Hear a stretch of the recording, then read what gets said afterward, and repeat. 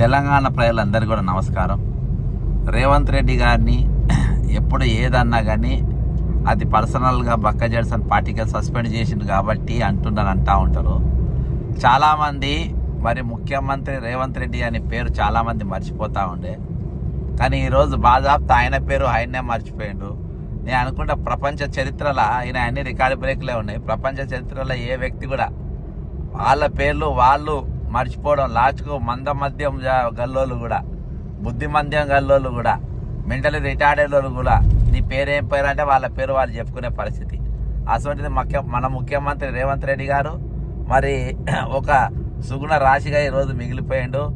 మరి ఆయన ఎట్లయినా అంటే లాస్ట్లో ఆయన ముఖ్యమంత్రి అని ఆయన మర్చిపోయి పక్క కూర్చున్న ఉత్తమ్ కుమార్ రెడ్డి గారు ఆయన ముఖ్యమంత్రి అని అంటారు. ఒకసారి ఇందాం, ఒకసారి నేనే ఒక కథ తయారు చేసిన అనుకుంటారు. ఇది మీడియాలో ఎక్కువ రాకుండా చాలా జాగ్రత్త పడ్డది. ఎందుకంటే తెలంగాణలో ఆంధ్ర మీడియా డామినేట్ చేస్తుంది కదా ఈ మధ్యలో. ఇంకా మళ్ళీ ఉత్తమ్ కుమార్ రెడ్డి గారు ముఖ్యమంత్రిగా బాధ్యతలు చేపట్టినాకనే ఎస్ఎల్బిసిలో టన్నెల్ ని మనం కదిలిస్తే 10 ఏళ్ల నుంచి కదలకుండా టన్నెల్ పర్మిషన్లు ఉండడంతో మళ్ళీ ఉత్తమ్ కుమార్ రెడ్డి గారు ముఖ్యమంత్రిగా బాధ్యతలు చేపట్టినాకనే ఎస్ఎల్బిసిలో టన్నెల్ ని మనం కదిలిస్తే 10 ఏళ్ల నుంచి కదలకుండా టన్నెల్ పర్మిషన్లు ఉండడంతో మళ్ళీ ఉత్తమ్ కుమార్ రెడ్డి గారు ముఖ్యమంత్రిగా బాధ్యతలు చేపట్టినాకనే ఎన్నిసార్లు చెప్పినా గదే ముచ్చట చెప్తుండేనా. ఇంత దారుణంగా ఈరోజు తెలంగాణ పరిస్థితి నెలకొన్నదంటే అర్థం చేసుకోండి. ఇటువంటి ముఖ్యమంత్రి మనకు అవసరమా? ముఖ్యమంత్రి రేవంత్ రెడ్డి ఆయనే ముఖ్యమంత్రి అని ఆయనే మర్చిపోయిన ముఖ్యమంత్రి ఈరోజు తెలంగాణకు దాపరించిందంటే ఇక ఎంత అద్మానంగా ఉందో, లేకుంటే మన పరిస్థితి ఎంత దారుణంగా ఉందో అర్థం చేసుకోండి. ఇక ఆయన పదవి ఆయన మర్చిపోయినప్పుడు నేను 6 పథకాలు మర్చిపోతే తప్పేమున్నది? రైతులకు ఇచ్చిన రుణమాఫీ మన పథకము మర్చిపోతే ఏమవుతుంది? ఇట్లా ఏది మన 2 లక్షల పోస్టులు నింపుతా అని చెప్పి నేను మర్చిపోతే తప్పేమున్నది? అట్లా అనేకమైన విషయాలు ఇప్పుడు చెప్పవచ్చు, మర్చిపోయే అవకాశాలు ఉన్నాయి దట్టంగా. కాబట్టి ఈరోజు ఒక గజని మనకు ముఖ్యమంత్రిగా ఉన్నాడు తెలంగాణకు. ఇన్ని రోజులు 420 కాడే ముఖ్యమంత్రి ఉంది అనుకున్నాము. అంతేకాకుండా ఒక దొంగ మన ముఖ్యమంత్రి ఉంది అనుకున్నాము.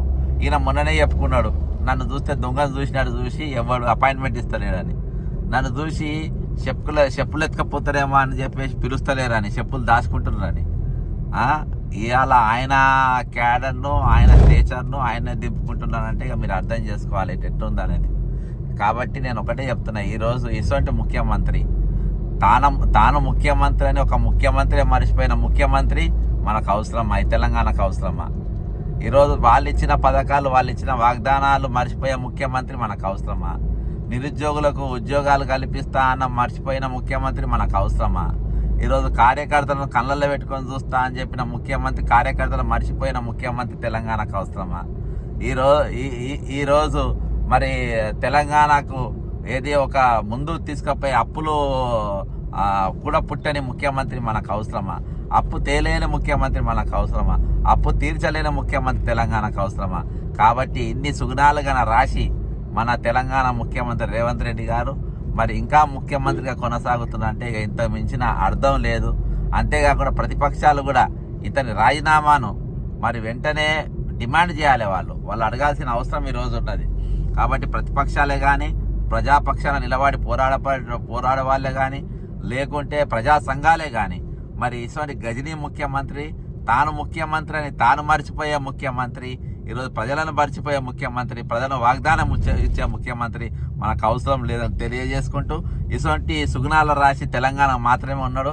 ఆత్మగౌరవం అంటే ఇదే కాబోలు. జై తెలంగాణ, అమరవీరులకు జోహార్లు.